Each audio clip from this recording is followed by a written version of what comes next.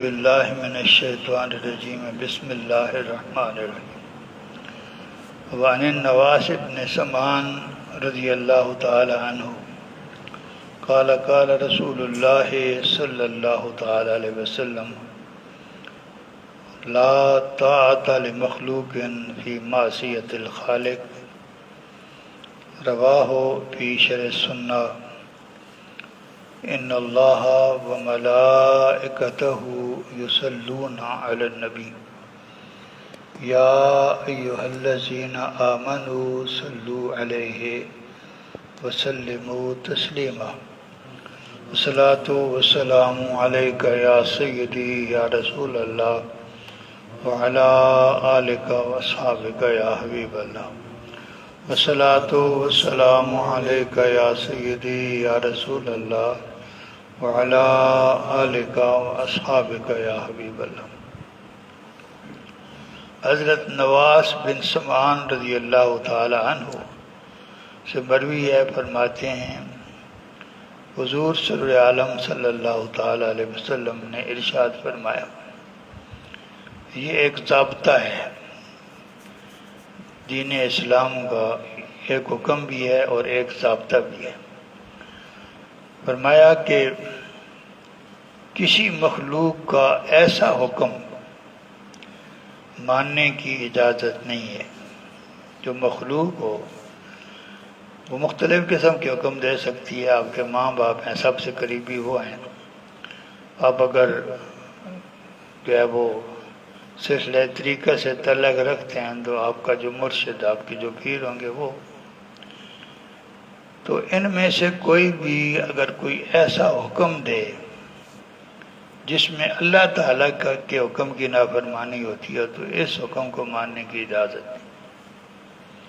اگر ماں کہتی ہے نماز چھوڑ دو، یہ حکم ماننے کی اجازت نہیں۔ اگر پیر صاحب فرماتے ہیں کہ فلاں کے ساتھ انصاف نہ کرو تو یہ ایسا کرنے کی اجازت نہیں ہے۔ دیکھنا یہ ہے کہ سب سے اوپر جو ہے وہ اللہ تعالیٰ کی ذات ہے۔ باقی کوئی آدمی جو ہے وہ ایسا حکم دے جو اللہ تعالیٰ کے حکم کے خلاف نہ ہو تو ماننا ضروری ہے۔ لیکن اگر ایسا حکم دیا جائے، خواہ بادشاہ سلامت دیں یا پیر صاحب دیں یا ابا جی دیں یا امی جی دیں، تو ایسا حکم جو اللہ تعالیٰ کے احکام کے خلاف ہو اس کو ماننے کی اجازت نہیں ہے۔ یہ ایک ضابطہ ہے۔ ایک ضابطہ اور بھی علماء نے دی ہے، وہ کہتے ہیں کہ الامر فوق الادب، کسی آدمی کا آپ احترام کرتے ہیں تو اس احترام کی وجہ سے وہ آپ زمین پر بیٹھتے ہیں، وہ اوپر بیٹھتا ہے۔ تو اگر آپ کے جس آدمی کا آپ احترام کرتے ہیں وہ آپ کو کہتا ہے کہ نہیں نیچے نہ بیٹھو، اوپر جو ہے وہ کرسی پر چارپائی پر بیٹھو، تو زیادہ عاجزی کا اظہار کرنے کے لیے اگر آپ نیچے بیٹھنے پہ اصرار کریں گے تو یہ گناہ ہوگا۔ اصول یہ ہے، ضابطہ یہ ہے کہ ایک طرف اگر حکم ہو، دوسری طرف ادب ہو، حکم پر عمل کیا جائے گا، حکم پر عمل کیا جائے گا، ادب کو چھوڑنا پڑے گا۔ جو آپ کا جس کا آپ احترام کرتے ہیں وہ جو حکم دے گا پہلو وہ ہے۔ یہ یاد رکھنے والی حدیث ہے کہ کوئی ایسا حکم کسی بھی مخلوق کا، مخلوق میں ساری دنیا اللہ تعالیٰ کی ذات کے علاوہ جو کچھ ہے وہ مخلوق ہے۔ اللہ تعالیٰ کی ذات خالق ہے اور باقی جو کچھ ہے جس کو ہم عالمین کہتے ہیں وہ مخلوق ہے۔ ان میں سے کوئی بھی کوئی ایسا حکم دے جس میں اللہ تعالیٰ کے حکم کی خلاف ورزی ہو، ماننے کی اجازت نہیں ہے۔ یہ بیڑا ہمارے ہاں زیادہ غرق اس لیے ہوا ہے کہ ہم خدا کو تو پرواہ ہی نہیں کرتے۔ ہم بریلوی جو ہیں ہم نماز چھوڑ دیتے ہیں، 11ویں نہیں چھوڑتے، اور بے شمار ایسے کام جو ہمیں اللہ تعالیٰ دیتا ہے وہ نہیں چھوڑتے، جو پیر صاحب فرماتے ہیں وہ ضرور کرتے ہیں۔ تو جب ایسا ہوگا کہ اللہ تعالیٰ کے حکم کی بجائے کسی اور کے حکم کو ترجیح دی جائے گی تو پھر سارا معاشرہ بگڑ جائے گا۔ ایک ہی صورت ہے کہ اللہ تعالیٰ جو جہاں جس کی جہاں مرتبہ بنتا ہے اس کو وہی مرتبہ دیا جائے. ہم فرض میں اور نفل میں، فرض اور مباح جو ہے اس میں فرق کرنے کی اہلیت نہیں رکھتے، حرام اور مکروہ میں فرق نہیں کرتے. اس لیے یہ ساری جو ہے نا وہ جو چیز جیسی ہے اس کو ایسے مانا جائے، تبھی معاملات جو ہیں وہ صحیح ہو سکتے ہیں. وعن ابی ہریرہ رضی اللہ تعالی عنہ قال قال رسول اللہ صلی اللہ تعالی وسلم ما من امیر عشرۃ الا یؤتی به یوم القیامۃ مغلولا حتی یفک عنہ العدل او یوبقہ الجور، رواہ الدارمی. حضرت ابو ہریرہ رضی اللہ تعالی عنہ سے مروی ہے، فرماتے ہیں حضور صلی اللہ تعالی وسلم نے فرمایا، جو آدمی 10 آدمیوں کا یا 10 سے زیادہ آدمیوں کا امیر بنا، مختلف لیول ہوتے ہیں نا، جس طرح آرمی میں اوپر جرنیل ہوتا ہے، پھر نیچے اس کے جرنیل کی بھی 1-2 قسمیں ہیں، پھر بریگیڈیئر آتا ہے، پھر کرنل آتا ہے، اس طرح سول میں بھی ہوتے ہیں.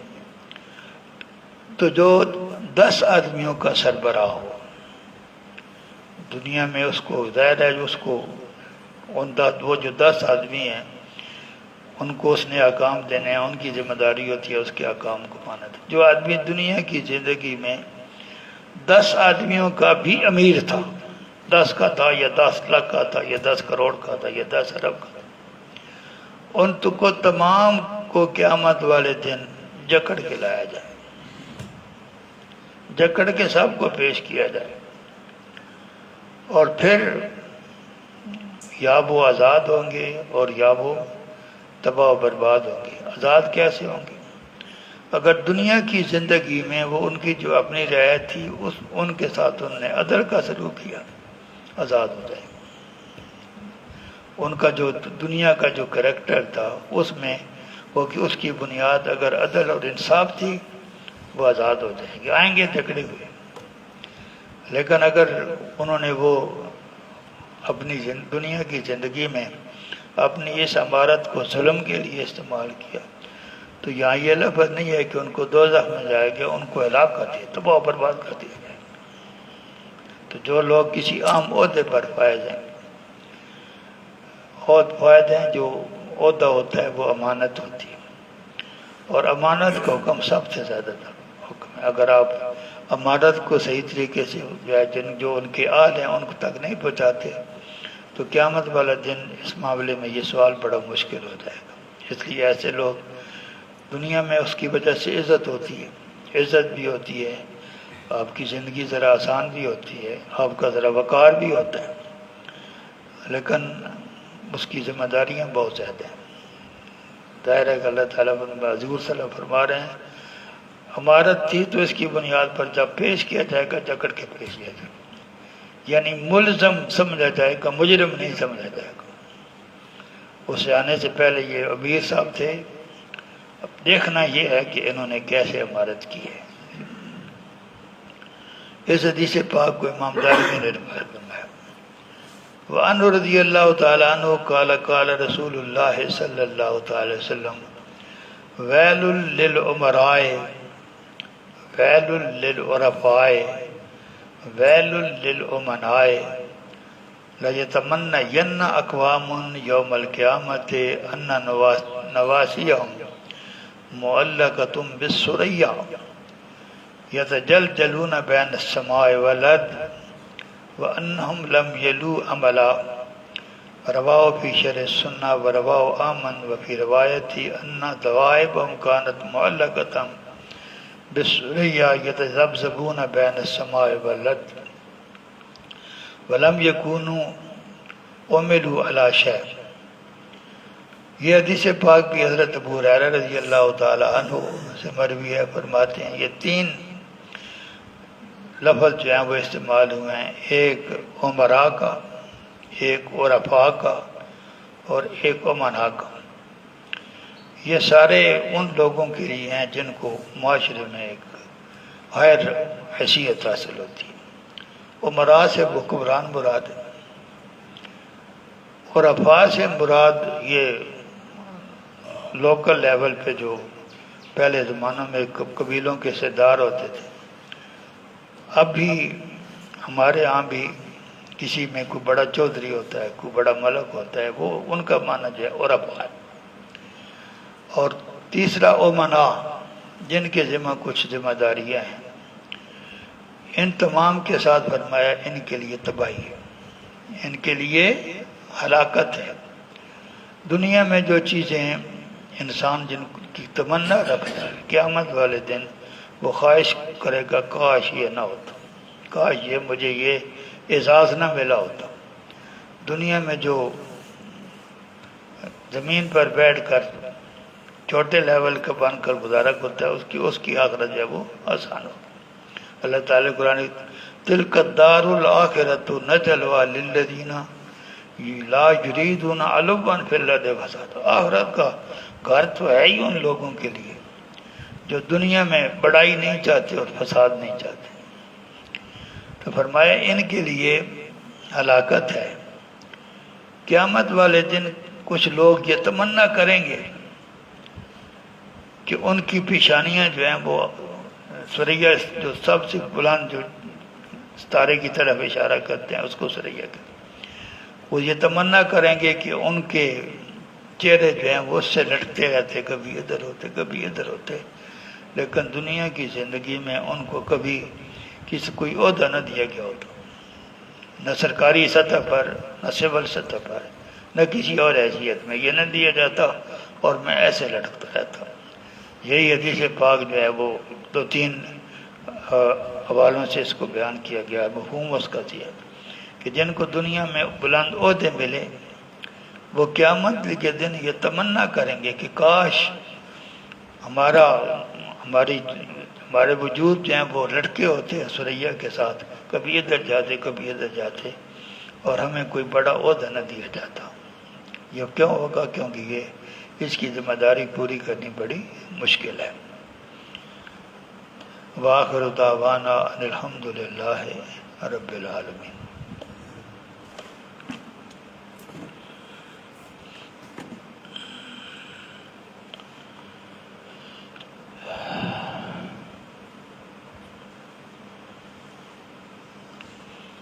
جو دائی ہے، بچے کی نگرانی کرنے والی، چھوٹے بچے کی نگرانی کرنے والی، اگر اس کو یہ خوف محسوس ہو کہ میں نماز کی طرف جاؤں گی تو بچہ ضائع ہو جائے گا، تو اس کے لیے نماز کو مؤخر کرنا واجب ہے۔ نماز کو خواہ قضا ہو جائے، بچے کی جان جو ہے وہ زیادہ ضروری۔ لیکن اگر خطرہ یہ ہو کہ بچے کے ضائع ہونے کا خطرہ نہ ہو، پھر بھی کچھ نہ کچھ تکلیف تو ہو سکتی ہے، اس صورت میں وہ نماز کو مؤخر کر سکتی ہے۔ لیکن اگر بچے کے ضائع ہونے کا خطرہ ہے تو اس کے لیے نماز کو مؤخر کرنا واجب ہو جائے۔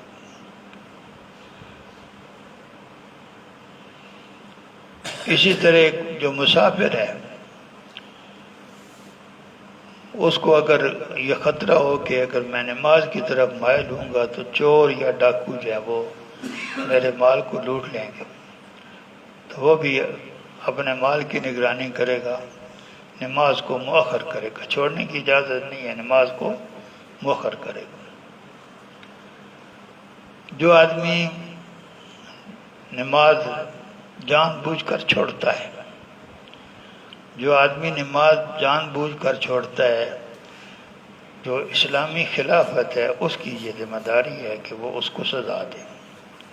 یا الفاظ یہ ہیں کہ اس کو شدید زد و کوب کیا جائے حتیٰ کہ اس کا خون بھی بہہ نکلے، اتنی اس کو، کیونکہ اس نے جان بوجھ کر نماز چھوڑی ہے، اور یہ اس وقت تک جاری رہے جب تو نماز پڑھنا شروع نہ کر دے۔ حکومت جب جو ہے وہ اسلامی ہوگی تو اس کی ذمہ داریوں میں یہ بھی شامل ہے کہ وہ زبردستی نماز پڑھائے گی۔ اسی طرح کوئی آدمی رمضان کے مہینے میں روزہ نہیں رکھتا تو حکومت اس کو بھی ڈسپلن کرنے کے لیے اس پر سختی کرے گی، لیکن اس کو مارا نہیں، قتل نہیں کیا جائے گا۔ جو نماز کو چھوڑتا ہے یا روزہ چھوڑتا ہے، جب تک وہ یہ مانتا ہے کہ یہ میری ذمہ داری ہے، سستی ہوگی۔ اگر کہے گا میں نماز نہیں پڑھتا، مسلمان ہے، حکمران اس کو جو ہے وہ تنبیہ کی جائے گی کہ اپنی اصلاح کر لو. اگر اصلاح نہیں کرے گا تو وہ مرتد ہے. پہلے مسلمان تھا، اب اس نے نماز کا جو فرض ہے اس کا اقرار کیا تو وہ مرتد ہو گیا. روزے کا انکار کیا تو مرتد ہو گیا، تو پھر اس کو قتل کیا جائے گا. الوتر، یہ نماز واجب ہے.